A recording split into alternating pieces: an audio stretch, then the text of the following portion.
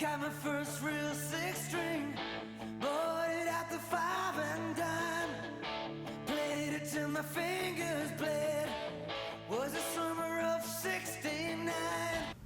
Okay, so here's our transmitting circuit, and here's our receiving circuit. And so up here in the top left corner, we have a voltage divider used to create a virtual ground.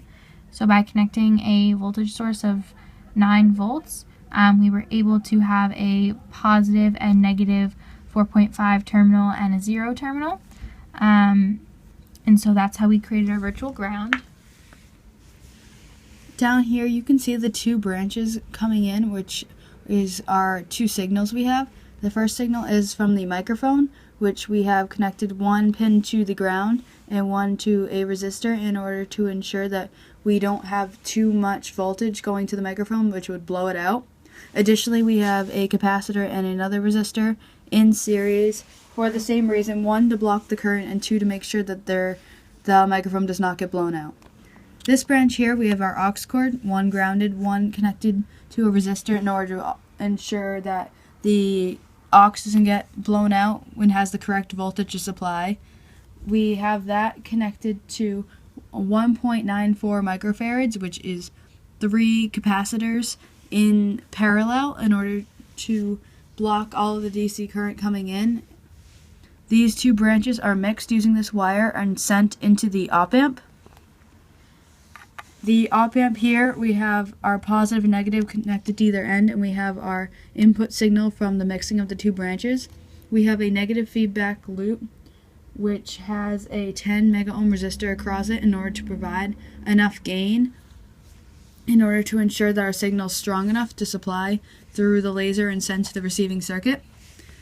Out of this node, we have a node with 481.69 microfarads, which is the bunch of capacitors you see here. We had to add more in order to get a clearer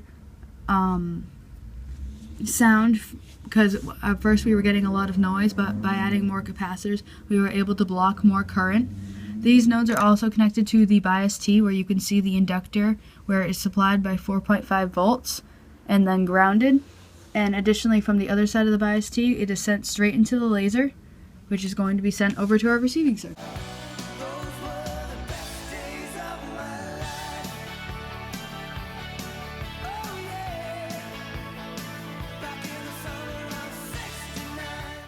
Okay, so this is our receiving circuit, and so from our transmitting circuit, we have the laser beam coming over into a solar cell. And so from that solar cell, we have a signal coming in into these capacitors right here, and connected to those capacitors after it will run through resistors to reduce our current, and the value of those resistors are 51 times 10 to the third ohms and 100 ohms. And so after that, it'll go into a branch of another op-amp, and the resistor creating the negative feedback loop value is 0.2 mega ohms. And so after it goes through the op-amp to amplify the signal, it'll then travel down into a capacitor, which has a value of 470 microfarads. And over here we have another virtual ground, very similar to the one in the transmitting circuit, by connecting the 2 ends of the resistors to the battery supply, same value of 9 volts, and connecting another wire to the middle. We can create 3 nodes with values of negative 4.5, 4.5, and 0 volts.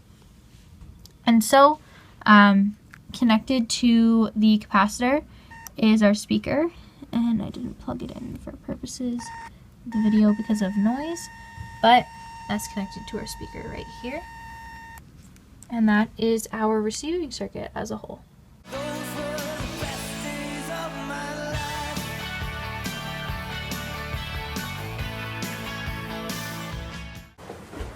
So here's our transmitting circuit, and we have all the way down here,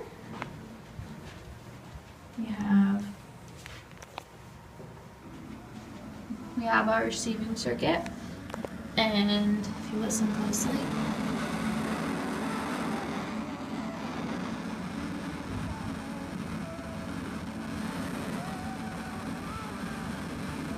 we have our song coming from our speaker.